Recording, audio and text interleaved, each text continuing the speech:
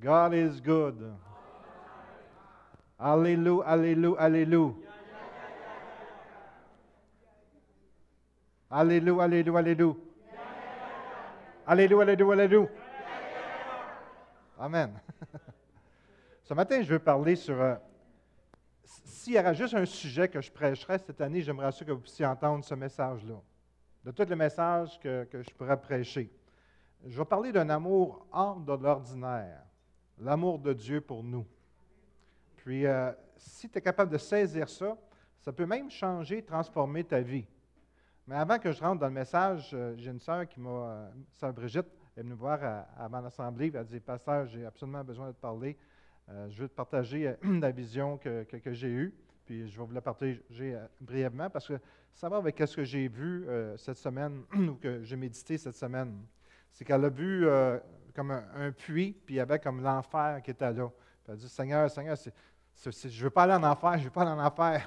Puis après ça, elle a vu comme un avion, puis le Seigneur a dit, monte, monte. Moi, je pense que le Seigneur nous prépare à des choses, à sa venue bientôt. Alors, la question, c'est que, est-ce que tu es prêt? Demande à ton voisin, est-ce que tu es prêt?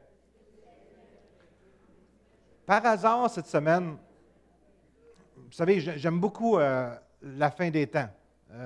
C'est toujours quelque chose qui m'a intéressé énormément. Je pense que ça intéresse beaucoup de monde aussi. Puis, j'ai dit, vu que ça fait longtemps que je n'en ai pas parlé, je ne parle pas de ça ce matin. Là.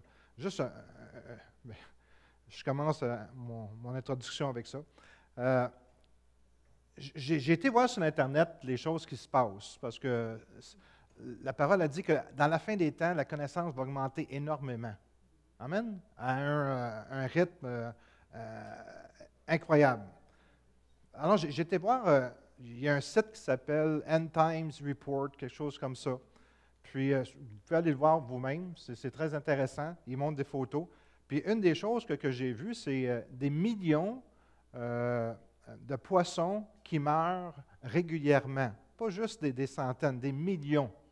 Tout partout dans le monde. Puis, il montre les photos, il donne la référence à quel endroit, quel jour que ça s'est passé. Puis, je parlais avec Sébastien, puis il me partageait que, je pense que c'est en Chine, que dans l'océan, c'est ça?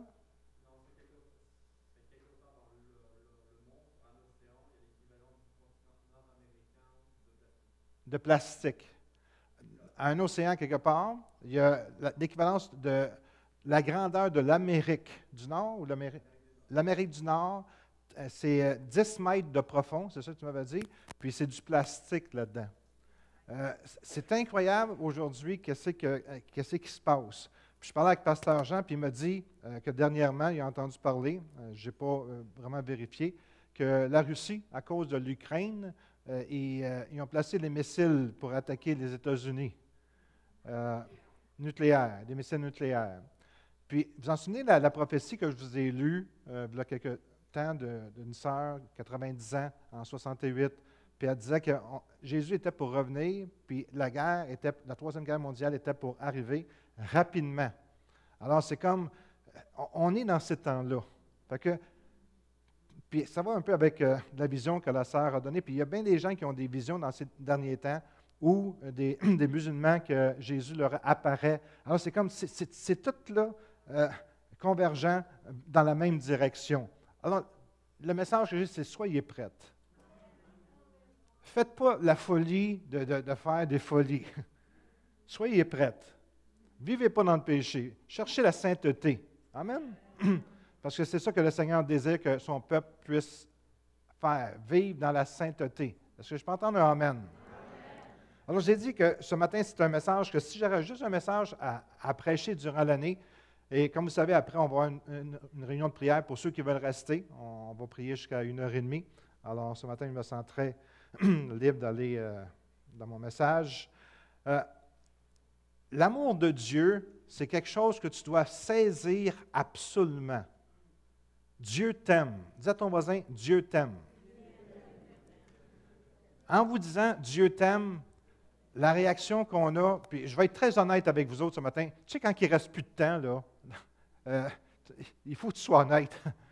Parce que qu'est-ce que les gens vont répondre? Ça n'a plus d'importance parce qu'on arrive à la fin des temps. Là. Moi, vraiment, je crois ça. Alors, c'est comme, Vous dites, oui, Dieu m'aime, mais je pense qu'on ne saisit pas à quel point que Dieu nous aime. Et ce matin, je crois fermement que vous allez avoir une révélation en partie de l'amour de Dieu pour vous. C'est vraiment excellent ce message-là que je vais vous prêcher, vous apporter. Puis ma prière, c'est que vous puissiez être capable de recevoir l'amour de Dieu. Parce que ça change ta vie. Quand tu sais que quelqu'un t'aime malgré. Combien il y en a qui ont des malgrés? Amen. Dieu m'aime malgré. Merci Seigneur. J'ai beaucoup de malgrés. Amen. Puis on a tous des malgrés. Amen. On a tous des points dans notre vie qui ne sont pas corrects. Amen. On n'a même pas besoin de rester longtemps ensemble qu'on le sait.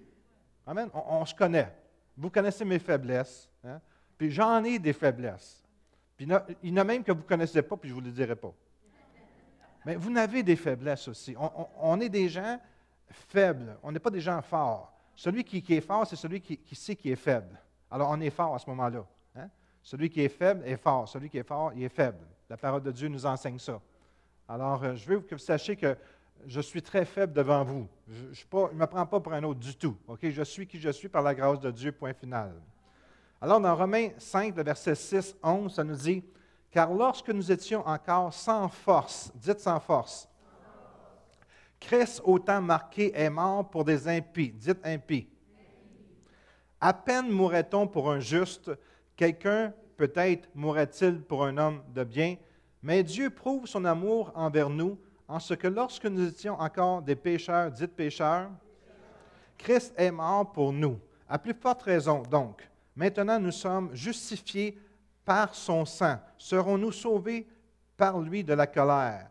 Car si, lorsque nous étions ennemis, dites ennemis, nous avons été réconciliés avec Dieu par la mort de son Fils, à plus forte raison, étant réconciliés, serons-nous sauvés par sa vie. Et non seulement cela, mais encore nous nous glorifions en Dieu par notre Seigneur Jésus-Christ, par qui maintenant nous avons obtenu la réconciliation.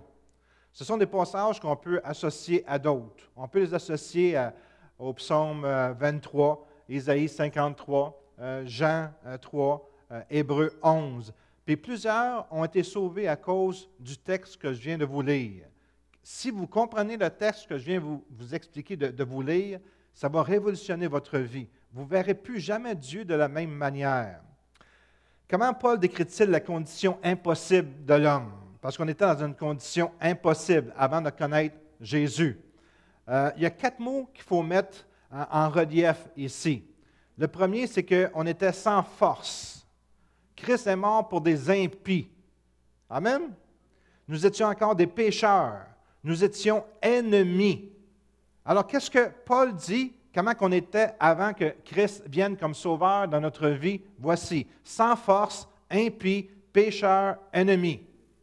Tous les êtres humains, avant de naître de nouveau, sont dans cette situation-là.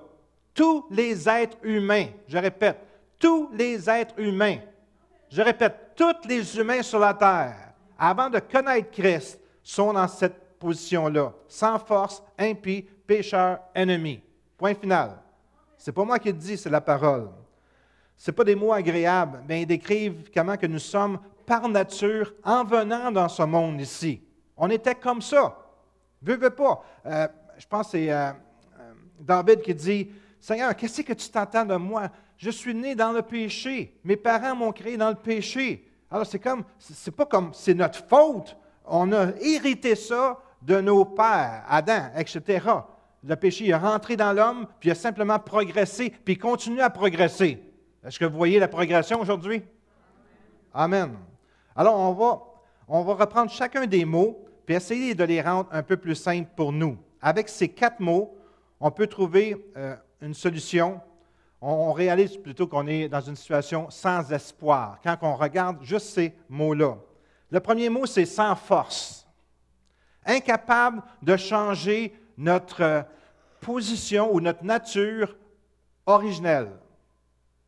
On est venu au monde avec une nature. Et cette nature-là, on ne peut pas la changer. Le français courant nous dit « Nous étions encore incapables de nous en sortir. » Chaque être humain est incapable de s'en sortir par lui-même. Ça veut dire faible, infirme, maladif, selon la signification du mot grec asthénie. Nous sommes devant Dieu incapables de changer notre situation. Il faut que tu comprennes cela. Il faut que tu le saisisses. Il faut que tu l'acceptes par humilité. Parce que c'est juste les orgueilleux qui disent « Moi, je vais m'en sortir par moi-même ». Les gens se trompent avec des idées comme « Ça, c'est quelque chose que, en étudiant qui m'a un peu frappé. « Aide-toi et le ciel t'aidera ». Les gens se trompent. Vous allez comprendre pourquoi. La Bible dit plutôt « Aide ceux qui ne peuvent pas s'aider eux-mêmes ». Ou Dieu aide ceux qui veulent admettre qu'ils ne peuvent pas s'aider eux-mêmes. Ou Dieu va aider ceux qui réalisent qu'ils ne peuvent pas s'aider eux-mêmes. Parce que tant que tu penses que tu es capable de t'aider toi-même, Dieu va te laisser faire. Puis ça peut être long. Ça peut être difficile. Ça peut être pénible aussi. De penser que tu es capable de t'en sortir. Écoutez, ce n'est pas négatif ce que je vous prêche ce matin du tout. C'est simplement reconnaître la situation de l'homme. Vous allez voir, la fin est très, très joyeuse. Fait que, gardez votre sourire jusqu'à la fin. Amen.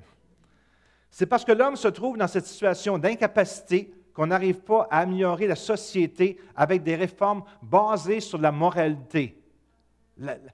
La civilisation dans laquelle on vit, ils veulent changer notre société pour qu'elle devienne meilleure. Ce n'est pas ça qu'ils font, là. En changeant la moralité. Puis le problème, c'est le cœur de l'homme, il est tellement pourri que ça n'améliorera rien. Quelqu'un me disait cette semaine qu'au gouvernement d'Ottawa, ils sont en train de changer.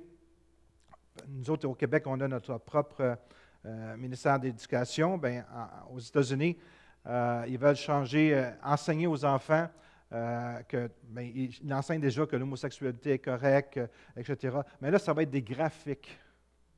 Ça va être des dessins qui vont montrer aux jeunes enfants comment faire ça, etc.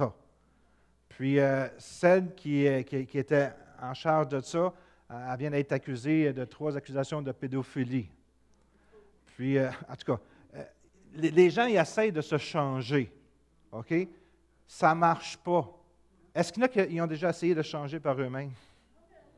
Juste une? OK. 2? 3, 4? OK. Moi, j'ai essayé souvent de me changer par moi-même. Puis je revenais toujours au même point. Jusqu'à temps que j'ai réalisé que la grâce de Dieu, c'est bon. Amen. La grâce, ça dit le vouloir et le pouvoir. Ça, c'est la grâce de Dieu. Tu reçois quelque chose de l'extérieur. Tu n'es pas capable par toi-même, il faut que tu sois aidé de l'extérieur. Puis Dieu vient t'aider. La grâce. Amen. C'est merveilleux, la grâce. Parce que quand tu t'humilies devant le Seigneur t'accorde sa grâce. Alors, l'homme ne peut pas changer sa nature. Est-ce que le léopard peut changer sa peau? C'est la même chose pour l'homme. Il ne peut pas changer sa vieille nature en l'améliorant. Puis, c'est un des problèmes de beaucoup de religions. Même la religion que j'étais auparavant, il y avait des moines dans des monastères dans les années 1600, 1700. Puis ils étaient dans leur chambre, puis il y avait des pensées impures, puis qui revenaient. Alors pour essayer d'améliorer ou de se débarrasser de ces pensées impures-là, ils prenaient des fouettes, puis ils se fouettaient jusqu'au sang pour contrôler la chair. Puis ça ne marchait pas. Parce que quand il avait fini, les pensées recommençaient. Okay? Alors, c'est comme, on essaye de changer nos pensées ou notre cœur. De la même manière qu'un léopard ne peut pas changer sa peau, nous autres aussi, on ne peut pas changer notre nature. Tu peux l'améliorer. Okay? Mais la nature, elle va toujours vouloir revenir. Un exemple. Comme on peut dompter un animal, l'homme peut apprendre des manières, mais dès que l'occasion se présente, sa nature d'origine prend le dessus. Un exemple, on raconte l'histoire d'un sultan qui avait aperçu dans un marché un chat qui était capable de faire des prouesses. Est-ce qu'il y en a qui aiment les chats ici? Est-ce qu'il y en a qui détestent les chats? Levez pas la main, s'il vous plaît. Vous êtes chanceux que ma femme ne vous a pas vu, vous autres. Alors, il y avait un chat qui faisait des prouesses. Puis, un exemple, il apportait une tasse de café à des invités, à des gens. Un chat capable d'amener une tasse de café. Alors, sur le temps, il a commencé à négocier avec le marchand, puis finalement à acheter le chat. Puis, qu'est-ce qui est arrivé? C'est que le sultan il a fait une réunion, bien sûr, avec des dignitaires, puis il a voulu montrer à toutes ses hôtes la merveille qu'il venait de découvrir.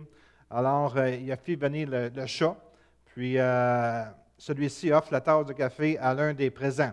Mais il y avait parmi les invités un homme qui connaissait l'animal dompté. Il voulut jouer un tour au sultan. Il apporta avec lui, dans une cage minuscule et cachée, une petite souris. Au moment où fièrement le chat apportait la tasse de café, l'homme ouvrit la cage de la souris et celle-ci passa devant le chat en courant. Le chat, oubliant qu'il était civilisé, s'élança derrière la souris, laissant tomber la tasse de café. C'est comme ça que l'homme est. Amen. Il paraît bien, comprends-tu, bien gentil, mais aussitôt que il arrive quelque chose, on dirait qu'on perd toute notre conscience. Puis le cheval, il y a une expression en québécois. Hein? Ouais. Chasse le naturel, il revient au galop. Amen. Merci beaucoup, Lucie. Amen. C'est une expression québécoise. Chasse le naturel, puis il revient au galop. Amen. Le deuxième mot, c'est le mot impie. C'est une personne qui vit comme si Dieu n'existait pas. Un athéisme. Comme on n'arrive pas à changer notre nature, alors qu'est-ce qu'on fait? C'est qu'on invente notre propre moralité. Toutes les gens, c'est vraiment étonnant, hein?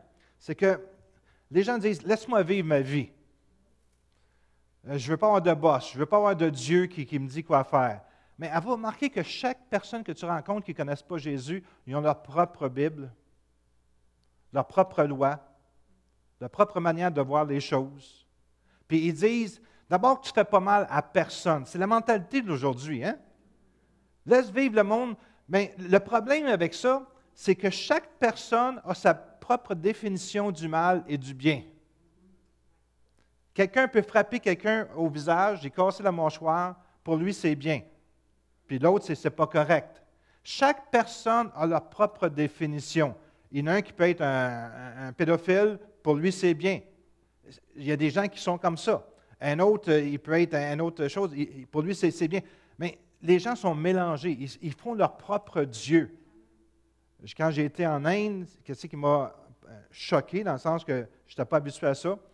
Quand tu rentres dans un auto ou un taxi, ils ont leur petite idole, puis avec des lampions. Puis avant chaque journée, ils allument un lampion à leur idole pour avoir du succès dans leur journée.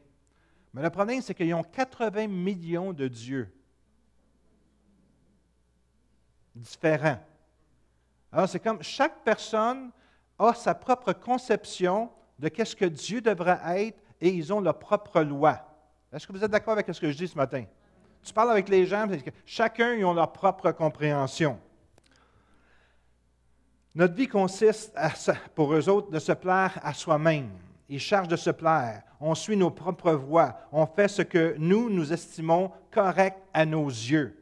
Et regarder le monde, c'est exactement ça. En fait, on proclame nous-mêmes Dieu et on s'adore nous-mêmes jusqu'à un certain point. Impie ne signifie pas forcément se vautrer dans le péché comme un porc dans la boue.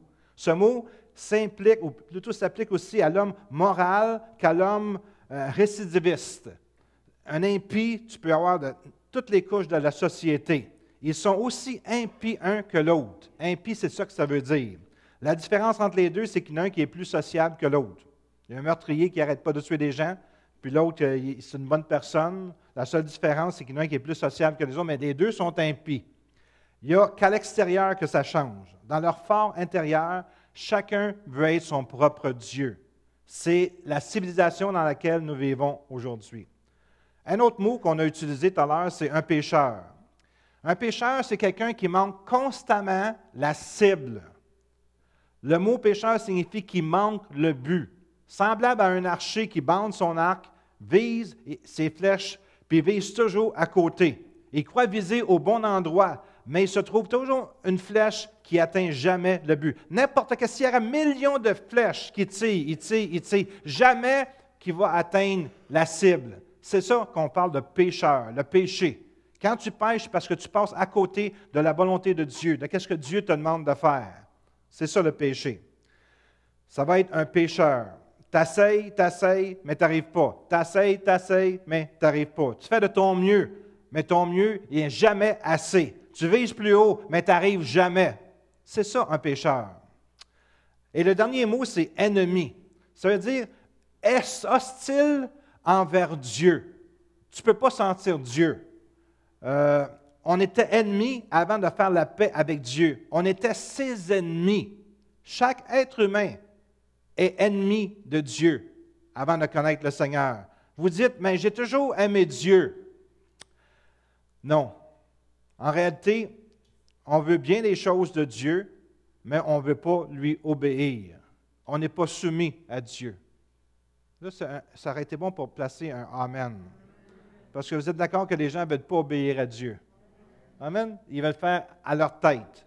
Amen. Puis même, il faut faire attention parce que des chrétiens, des fois, sont de même.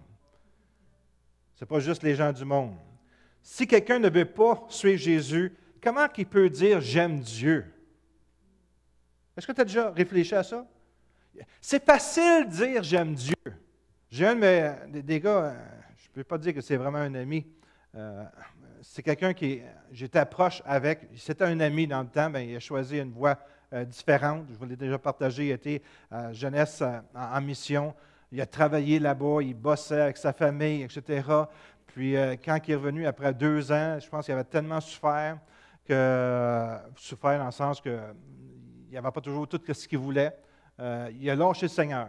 Sa femme a lâché le Seigneur, a couché avec je ne sais pas combien d'hommes, puis lui, il fait sa vie avec des bicycles à gasoline, la barbe longue, des boucles d'oreilles. Puis je l'ai rencontré par hasard, puis il est vraiment dans le monde. OK, vraiment. Quand tu le vois, tu le sais qu'il est dans le monde. OK? De la manière qu'il parle, etc. Puis j'ai dit, c'est qui est Dieu dans ta vie? Tu sais qu'est-ce qu'il m'a dit? Puis ça m'a comme choqué. Il dit, hey, j'aime Dieu. J'aime Dieu. J'y parle à tous les jours. Wow. J'aime Dieu. Je fais ce que ça me tente de faire. Je me fous de Dieu, mais j'aime Dieu. Est-ce que vous ne trouvez pas que c'est une parole légère? Qu'elle tombe à terre? OK? Moi, je dis qu'il est ennemi de Dieu. Parce que ceux qui aiment Dieu, c'est ceux qui obéissent à sa parole. Celui qui m'aime, c'est celui qui suit mes commandements. Amen. Alors, c'est comme, quand tu ne suis pas les commandements de Dieu que Dieu te demande, puis le commandement, avant ça, c'était l'Ancien Testament. Maintenant, c'est l'Esprit de Dieu qui est en dedans de toi. Vous êtes, la plupart d'entre vous, vous êtes nés de nouveau, right? La plupart d'entre vous. Est-ce que vous savez quand vous faites le mal? Est-ce que vous savez? Pourquoi? Parce que le Saint-Esprit vit en dedans de toi. Alors maintenant, c'est la nouvelle alliance. Le Saint-Esprit vient en dedans de nous autres. Et notre esprit est renouvelé. Hein? On a la communion avec Dieu, on a l'intuition, on a la conscience. Puis notre conscience est comme lavée. Elle n'était pas auparavant. J'ai déjà été dans une prison, visiter des prisonniers plutôt, parce qu'il faut faire de la différence. Il y en a des fois qui ne catchent pas toujours. OK? Alors, moi et mon épouse, on était dans le canton de l'Est, à une prison. Puis, il y a quelqu'un qui a dit à mon épouse, right? Il dit, moi, tuer quelqu'un, là, ça ne me dérange pas pantoute. Je peux arriver devant lui, puis paf! Je ne ressens absolument rien. Ça, c'est une conscience qui est amochée pas mal. Une conscience qui est assombrie. Une conscience qui est inerte. Une conscience qui est morte. Amen? Mais nous, comme enfants de Dieu, plus que tu t'approches de Dieu, plus que tu es sensible à la voix de Dieu. Est-ce que vous êtes d'accord avec moi? Cette semaine, j'ai appelé un de mes amis pasteurs. Puis, j'étais dans la chair, OK? Puis, pourquoi vous me regardez de même? Vous n'êtes pas dans la chair des fois? Amen? OK. J'ai parlé avec lui, puis j'étais dans la chair. Puis, j'ai raccroché, puis après ça, oh. Tu sais quand que tu te sens mal? J'ai pris mon iPhone. Désolé, j'étais dans la chair. Flic, scène. J'étais dans la chair. Mais, je vais vous dire quelque chose. Il y a peut-être 2 ans, je n'aurais peut-être pas fait « je suis dans la chair ». J'aurais gardé mon point. Mais parce qu'à cause de la sensibilité que j'ai dans ma communion avec Dieu, puis savez-vous quoi? Après avoir fait ça, le Seigneur m'a béni au centuple, ou 10 fois plus.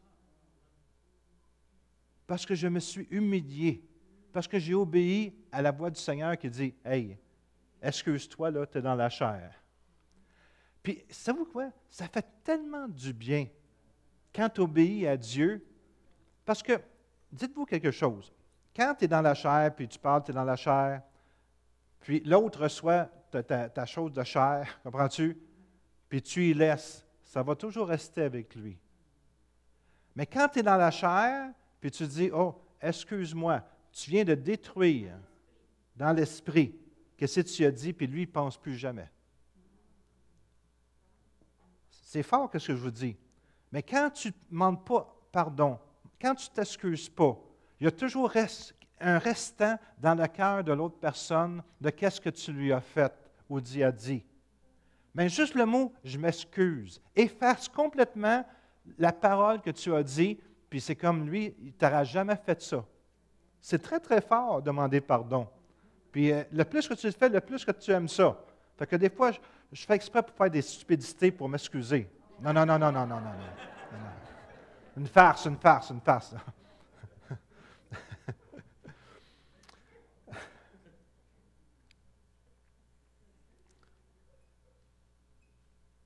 une farce, hein? Si tu n'aimes pas le Fils, comment peux-tu dire que tu aimes le Père? Comment peux-tu aimer le Père tout en rejetant le Fils? Et c'est parce qu'on n'est pas en accord avec Dieu qu'un jour on craint de le rencontrer. Il y a des gens qui ont peur de rencontrer Dieu, même ici, OK?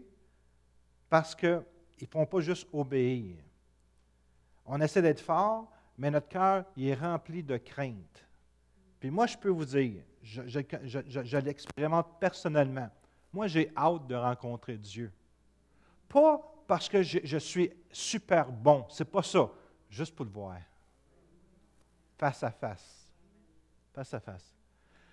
Je sais que ma vie est correcte. Je n'ai aucun péché dans ma vie. Il n'y a rien de mal dans ma vie. Je me check régulièrement. Puis le Seigneur, je sens qu'il vient. Puis s'il y a quelque chose, il me demande, puis je change. Alors, c'est pour ça que je suis content de dire, un jour, je vais rencontrer le Seigneur.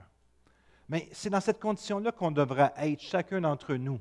Avoir une paix de cœur, de savoir qu'un jour, on va rencontrer le Seigneur. Si tu n'as pas cette paix-là, si tu as une crainte de rencontrer le Seigneur, ça veut dire que ton cœur n'est pas pur à 100%. C'est aussi simple que ça. Tu ne devrais pas, normalement, un enfant de Dieu ne devrait pas avoir peur de rencontrer Dieu au jour du jugement. Je te dis, tu devrais dire, « Wow, j'ai hâte de le rencontrer. » Est-ce qu'il y a des gens qui ont... Non, ne levez pas la main, parce que ça peut vous mettre mal à l'aise. La preuve, c'est que l'homme se sent étranger des fois pour Dieu. Puis on ne devrait pas se sentir étranger de Dieu. Dieu, c'est notre ami. Je ne vous appelle plus, je vous appelle ami. C'est ça que Jésus a dit à ses disciples. Je vous appelle ami. C'est la relation que nous sommes censés d'avoir avec Dieu.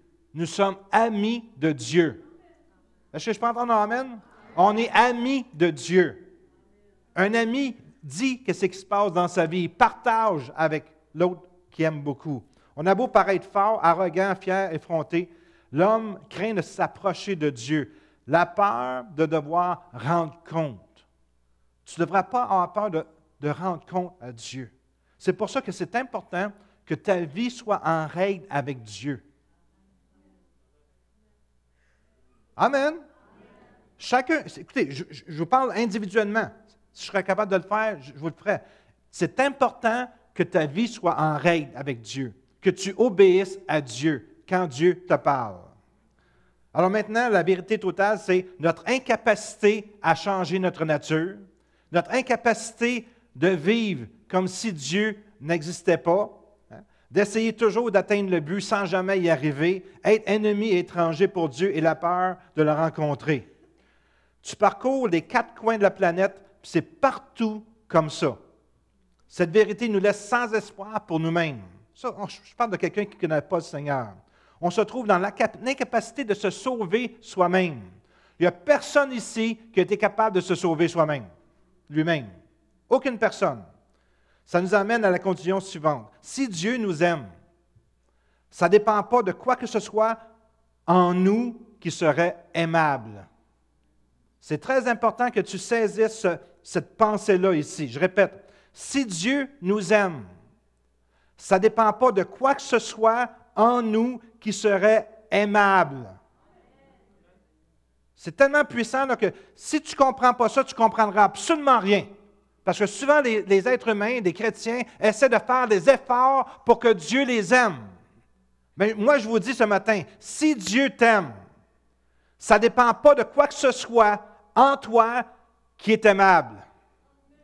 Il n'y a rien en toi que Dieu peut regarder et dire « Wow, lui, je le trouve vraiment aimable. » Rien dans l'être humain que Dieu peut dire qui est aimable. Ça, c'est la base de la chrétienté. Je ne te parle pas des autres religions, parce que les autres religions, ils essaient de rejoindre Dieu par qu'est-ce qu'ils vont faire. Ça, c'est les religions. Le christianisme, c'est différent. C'est qu'est-ce que Dieu a fait pour toi. C'est ça qui est important, que tu saisisses. Parce que si tu essaies de faire des œuvres, tu ne pourras jamais plaire à Dieu parce que ton cœur est pourri, ton cœur n'est pas bon, tes motifs ne seront jamais bons. Même si tu penses qu'ils sont bons. Qu'est-ce que tu dois comprendre? C'est qu'est-ce que Dieu a fait pour te donner la vie éternelle. Quand tu comprends ça, tu as tout compris après. C'est facile de vivre la vie chrétienne. Ce n'est pas parce que tu as une personnalité aimable que Dieu t'aime. Amen. Si Dieu nous aime, c'est à cause de qu'est-ce que Dieu est.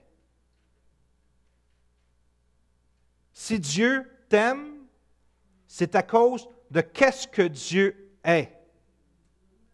Si Dieu t'aime, c'est à cause de qu'est-ce que Dieu est. Dieu est amour. Et il aime parce que c'est sa nature. Même si on est ses ennemis, Dieu nous aime.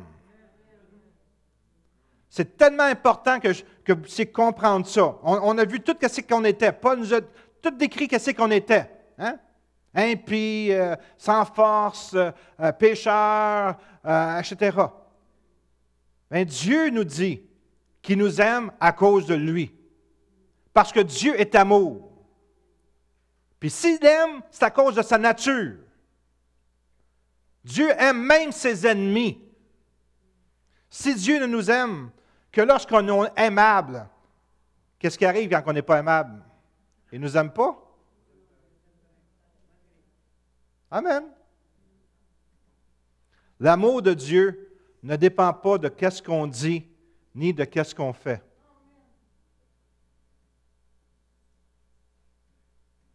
L'amour de Dieu ne dépend pas de qu'est-ce que tu fais et de qu'est-ce que tu dis.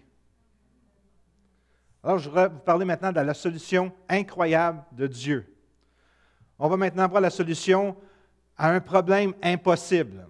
C'est pour ça que c'est très important que tu puisses saisir ça. Ces versets révèlent une nature de Dieu qui n'a rien de terrestre. Cette solution est si inhabituelle qu'elle va au-delà de la raison humaine. On peut difficilement comprendre ça. De nous-mêmes, on n'aurait jamais imaginé une chose semblable, la solution impossible de Dieu. Dieu est allé au-delà de tout ce que nous autres, on pourrait faire. À peine mourrait-on pour un juste. Quelqu'un peut-être mourrait pour un homme de bien. Combien qu'il y en a ici sont prêts ou plutôt, pour qui êtes-vous prêts à donner votre vie sans hésitation ni réserve? Je vous pose la question.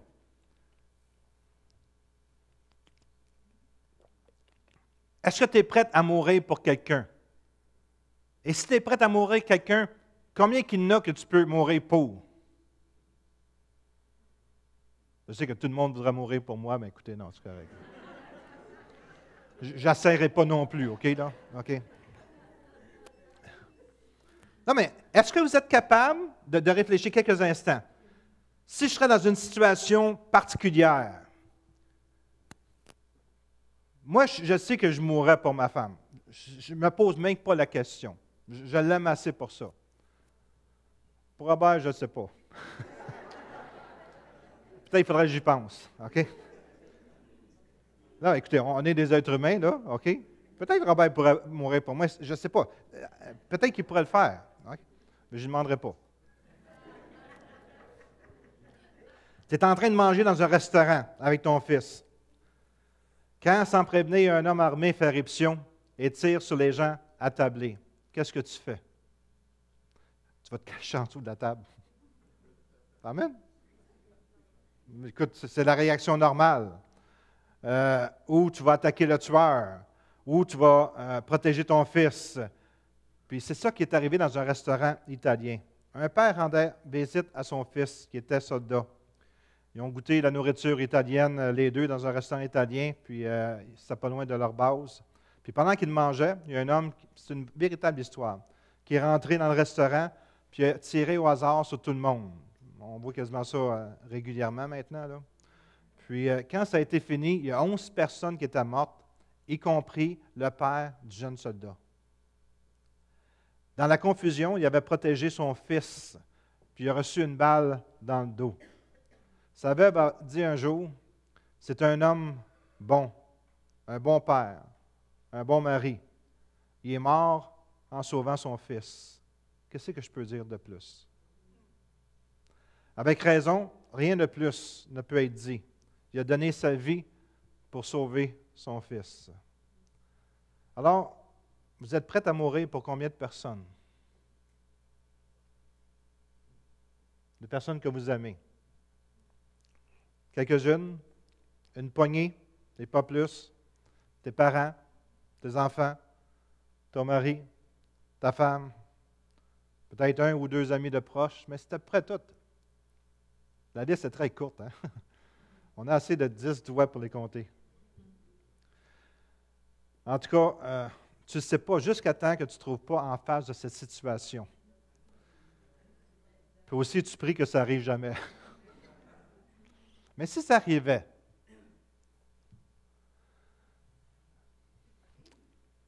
on entend parler d'actes héroïques. Robert, veux-tu venir, s'il te plaît? Où un homme donne sa vie pour un autre. Un exemple dans l'effondrement d'une mine. 2 sont piégés. Puis les 2 avaient des masques d'oxygène. Mais l'un des 2 avait été abîmé, le masque d'oxygène, quand la paroi s'est effondrée. L'autre dit à son ami, il dit, tiens, prends-le.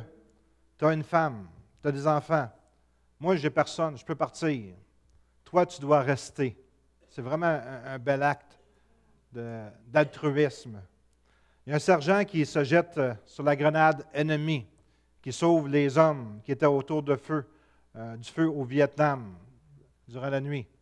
Il a sauvé tous ses amis en sautant sur la grenade, puis c'est lui qui a éclaté. Mais Paul nous dit que l'amour de Dieu n'est pas comme ça. Puis ça, c'est bien important que tu puisses saisir ça. Dieu a fait ce que nous autres, on n'aurait pas fait. Mais Dieu prouve son amour envers nous en ce que lorsque nous étions encore des pécheurs, Christ est mort pour nous tous. Il ne s'agit pas de Christ mourant seulement pour nous. Ça aurait été formidable.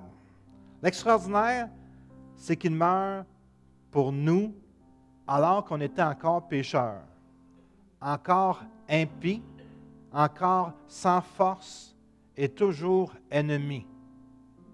Quand Christ est mort pour nous, on était pécheurs, impies, sans force et ennemis de Dieu. Christ n'est pas mort pour ses amis.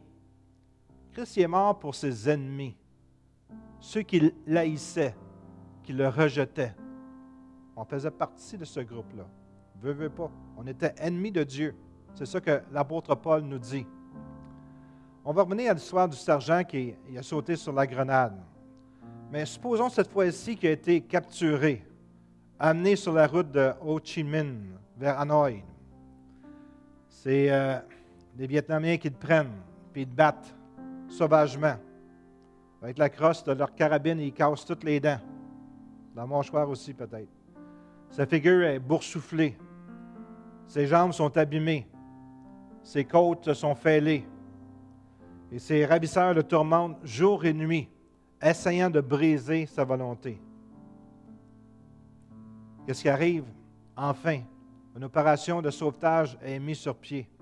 Les forces américaines arrivent et ses ravisseurs sont entourés. Soudain, venant d'on on ne sait pas trop où, une grenade américaine atterrit au beau milieu du groupe. 2 secondes, 1.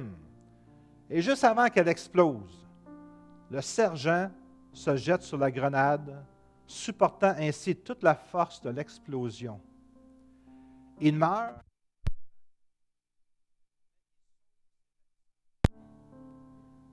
Il meurt pour les hommes qui l'ont sauvagement battu et leur vie est épargnée. Qui ferait une chose pareille? Juste Jésus. Et c'est ça que Jésus a fait pour toi, qu'il a fait pour moi. Il n'est pas mort pour des gens de bien, mais il est mort pour des mauvais. Il n'est pas mort pour des saints, mais pour des pécheurs. Il n'est pas mort pour ses amis, mais il est mort pour ses ennemis.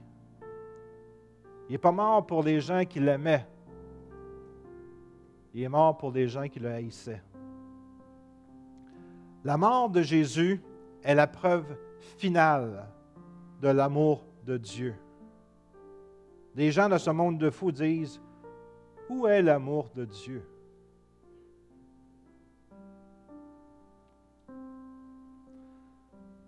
Paul, raisonnant à partir de la mort de Christ, dit, « Si ce que nous venons de dire est vrai, alors voici la suite. » Il argumente d'une façon logique. Il dit, « Nous sommes justifiés. Maintenant que nous sommes justifiés par son sang, serons-nous encore sauvés par lui de la colère, déclarés non coupables? Alors on n'ira pas en enfer, parce qu'il est mort pour nous autres. Il nous dit qu'on est réconciliés par sa mort avec Dieu.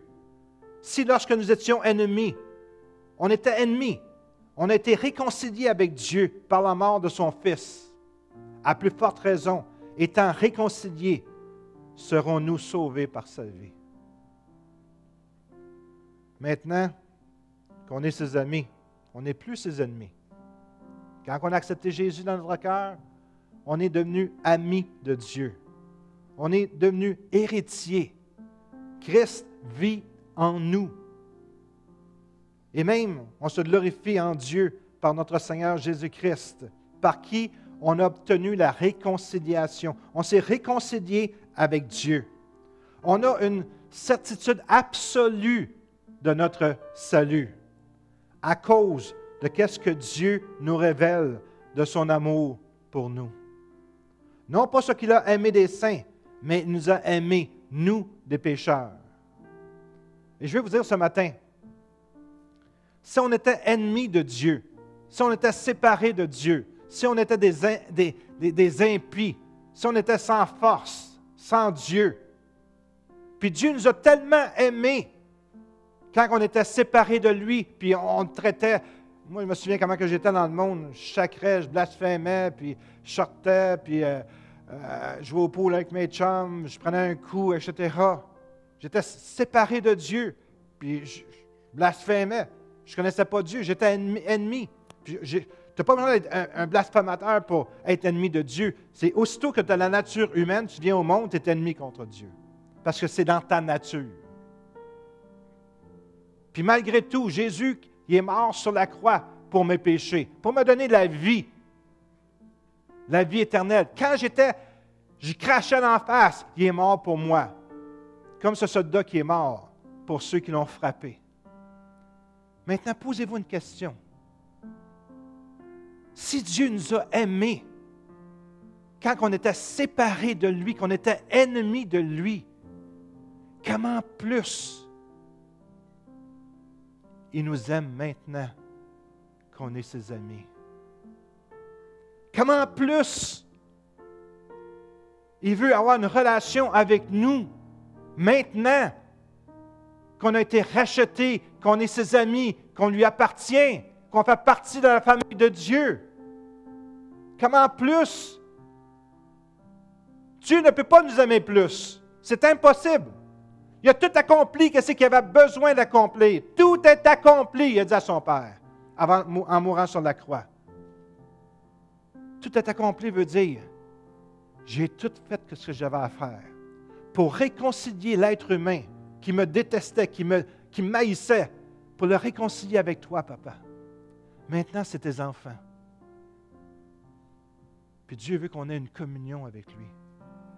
Puis quand tu dis que Dieu ne m'aime pas, sais-tu qu'est-ce que tu dis? Tu insultes Dieu.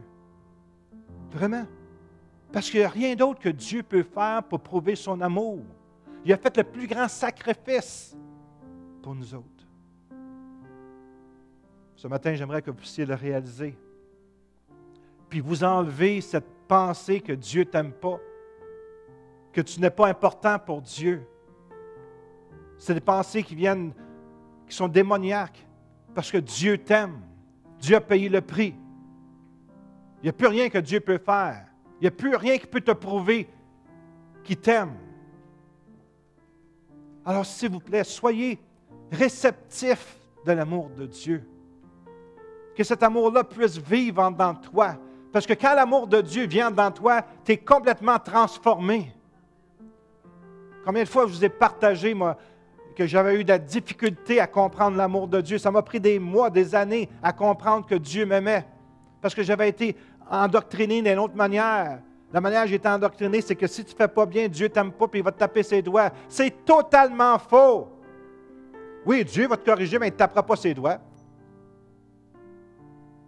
Dieu va te conduire dans la bonne direction. Par la conviction du Saint-Esprit, tu vas sentir une conviction en dedans de toi. Mais cette conviction-là, c'est comme un amour qui t'appelle à changer. Ce n'est pas une condamnation. C'est le diable qui condamne. Quand tu sens que tu as mal fait, puis c'est une condamnation, ce n'est pas Dieu. Dieu t'aime. Puis on doit être capable de recevoir l'amour de Dieu. Parce que l'amour dans la vie du chrétien, c'est son essence. C'est comme une essence qui te permet d'avancer. Si tu n'as pas l'amour de Dieu, tu vas être stagnant, tu ne pourras pas avancer, tu vas tourner en rond. Mais quand tu réalises que Dieu t'aime, toute ta vie est complètement changée, transformée. Est-ce qu'on peut baisser nos têtes ce matin quelques instants? Il y a peut-être des gens ici qui n'ont jamais réalisé à quel point que le Seigneur les aime. Ils n'ont peut-être jamais réalisé qu'ils étaient des pécheurs. Parce que la société nous dit comment on est bon, comment on est gentil, etc. C'est de la foutaise. La parole de Dieu nous dit qu'on était tous pécheurs, privés de la gloire de Dieu, séparés de Dieu. Mais Dieu, dans son amour, est mort, a envoyé son Fils sur la croix mourir pour nous donner la vie éternelle. Est-ce qu'il y a des gens qui n'ont jamais accepté Jésus dans leur cœur ce matin et qui voudraient le faire? Simplement lever la main et dire, moi, je vais accepter Jésus dans mon cœur. Levez la main si vous n'avez jamais accepté Jésus dans votre cœur. On va prier pour vous. On va prier pour que Jésus rentre dans votre vie, que vous deveniez un enfant de Dieu par une simple prière. Il y a des gens qui n'ont jamais fait ce pas de foi-là. Lève la main, puis on va prier pour toi. Ou même peut-être que tu t'es éloigné. Tu as laissé Dieu, tu as laissé la vie avec le Seigneur pour retourner où c'est que tu étais auparavant. Est-ce qu'il y a des gens ici qui peuvent lever la main et dire, moi, je veux que tu pries pour moi, pasteur, ce matin. Amen. C'est la chose la plus merveilleuse, c'est chaque enfant de Dieu. Mais je voudrais faire un deuxième appel. Peut-être ce matin, tu as besoin d'une touche du Seigneur pour comprendre l'amour de Dieu dans ta vie. Moi, je crois que Dieu veut te toucher ce matin. Pour ranimer la flamme qui s'est un peu éteinte dans ta vie.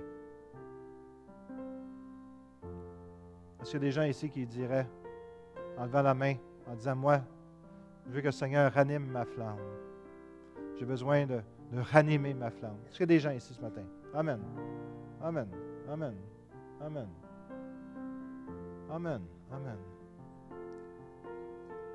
On va prendre quelques instants ce matin pour prier pour ces gens-là. Alors, on va se lever tout le monde ensemble. Ceux qui ont levé la main ou ceux qui veulent s'avancer, avancez et on va prier pour vous. Que le Seigneur puisse vous toucher ce matin d'une manière surnaturelle. Praise Jesus. Le Seigneur fait beaucoup de choses dans ce temps-ci. Je veux que vous sachiez. C'est comme, toutes les choses sont accélérées. Je n'ai jamais vu des choses aussi accélérées, aussi concentrées qui arrivent présentement. Fait que c'est bon qu'on soit en règle avec le Seigneur. Que s'il y a des choses dans notre vie qu'il ne faut pas qu'elles soient là, bien, mettons-nous en règle avec le Seigneur. S'il y a d'autres qui veulent s'avancer, avancez, puis on va prier. On va prendre un temps pour prier pour vous. Merci, Seigneur. De toute façon, on va prier tout le monde ensemble.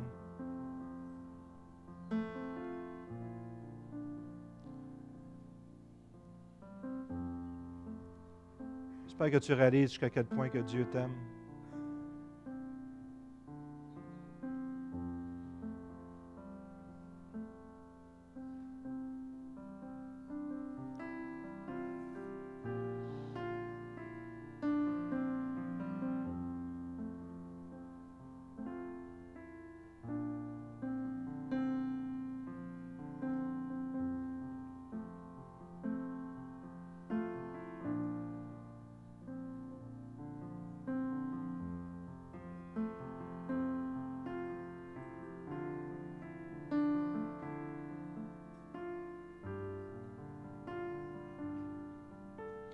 Je sens ce matin qu'il y en a qui ont besoin d'ouvrir leur cœur au Seigneur.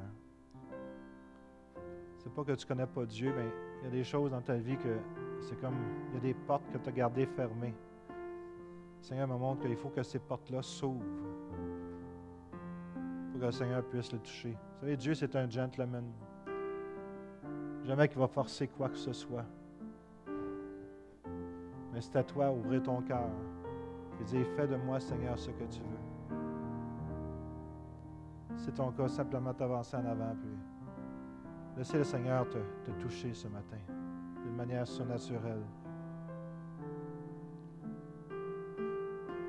On va prier pour les gens. Pasteur Louise. Merci, Seigneur. Merci, Seigneur.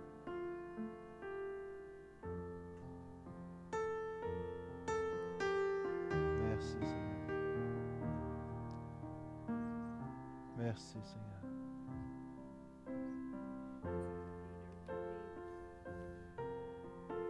Pasteur Délip, veux-tu avancer?